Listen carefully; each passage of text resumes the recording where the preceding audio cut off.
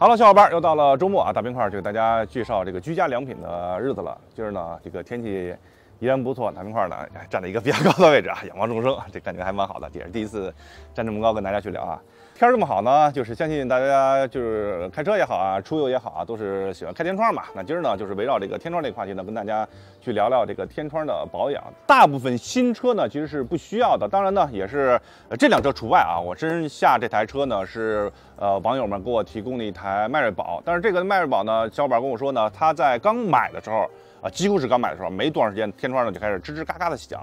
当然，吱吱嘎嘎的响呢，也是一些开的时间比较长的带天窗的车型呢，也会发现类似的问题。那么我们先说这辆车吧。这辆车它响是为什么响呢？首先，它天窗边上的橡胶质量不够好。第二呢，是这辆车车身的刚性没有那么好，所以说呢，在走这种崎岖路的时候，车身会扭曲。这个时候，你的这个天窗边上橡胶呢会摩擦。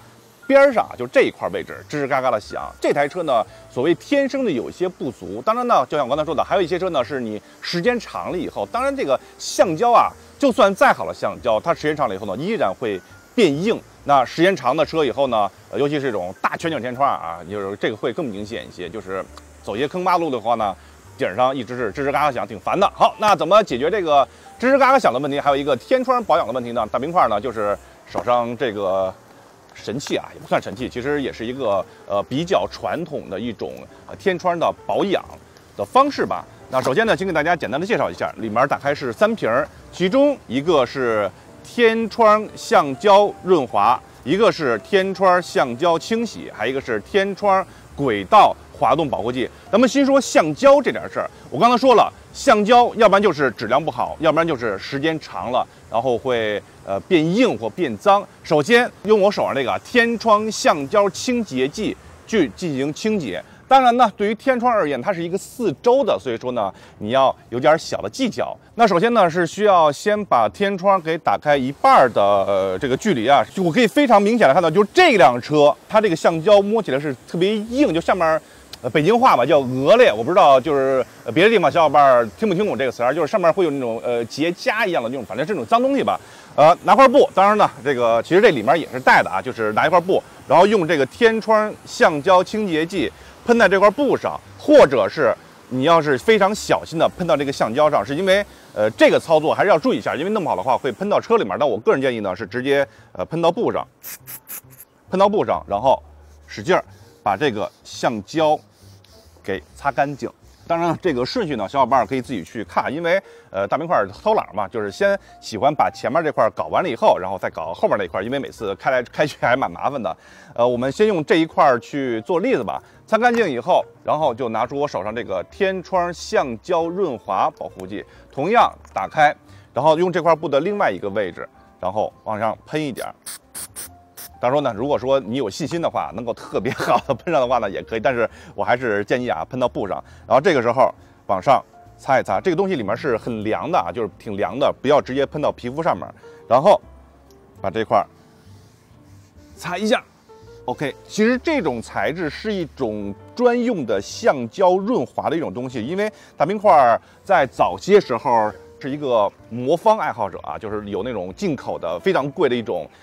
润滑剂就跟这个非常相似，当然了，我们这个还是不太贵的啊，因为那魔方那个真的还是蛮贵的。那前面这块呢就弄完了，那后面这块呢，就是你需要把天窗给翘起来，就是现在这个状态啊，然后我们再去用相同的方法再去清理另外3个边。好，这就是这个天窗橡胶的事儿了。当然呢，这一个橡胶呢也是天窗保养其中的一部分。当然，对于这个天窗而言，它不仅仅有这个玻璃这一面，还有滑轨这一面。滑轨这一块呢，就是要用我。手上这个天窗滑轨滑动保护剂，那具体怎么操作？那现在跟大冰块来看一下。那我们现在呢，把这个天窗完全给打开了。首先呢，你是需要找一块你自己的布，把那块布呢给弄湿，然后把滑轨给擦干净。这个大冰块就不演示了，就是把脏东西擦干净，相信小伙伴都是会的。接下来也是比较简单的，就是把这个天窗滑轨保护剂呢 ，OK， 啊也是打开啊。当然呢，我们这个还是会附赠这个非常小的管儿。如果我个人建议用这个管儿，轻轻的喷一下。如果说你怕弄到车里面，还是老办法，用一块布或者说是反正一块东西吧，喷在上面以后呢，再抹上去，效果是一样的。但是要注意一下，它这个滑轨上面是有很多道的，喷哪一道这个还是需要注意的。以这辆车为例，大家可以看到，它其实在你擦之前，其实可以看到这个滑轨之前是有这种润滑脂或润滑剂的位置，按照之前那个位置再把这个给喷上就 OK 了。好，这就是滑轨这样的事儿啊。当然，对于天窗而言呢，其实日常使用的注意事项还是非常重要的。比如说你在开天窗之前，尽量情况下啊，就是稍微弄干净一点，然后再打开。因为对于天窗而言，它最怕的是会堵，因为天窗有相应的排水口，如果排水口堵了的话，真的是水帘洞啊，这是非常可怕的一件事情。因为第一是下雨，然后呢，第二呢，你排水孔还堵了，然后呢，里面就全部都湿啊。当然说呢，这个排水孔的话题呢，我们之后有机会再跟大家去细聊。简单说，就是尽量不要让那些脏东西在里面。如果说你在清天窗的时候，你会看到这边有很多的树叶给弄在这儿的话，它排水口呢很可能就会堵了。这个时候呢，你要去进行一件清理。那清理办法呢，基本上用高压气枪去进行通就 OK 了。关于天窗的保养跟使用呢，就跟大家去聊到这儿吧。那我们这个产品呢，现在已经正式的登录到了我们的车商城，还是老办法，要关注一下我们的公众号大飙车，然后点击下面的车商城，这个东西呢已经屹立在那边啊。好，那这个东西呢，当然也是适合动手能力较强的小伙伴呢去使用的。所以说呢，在买之前呢，一定要去想想，哎呀，如果说我这个感觉笨笨的，这个不太会，那找男朋友或女朋友吧。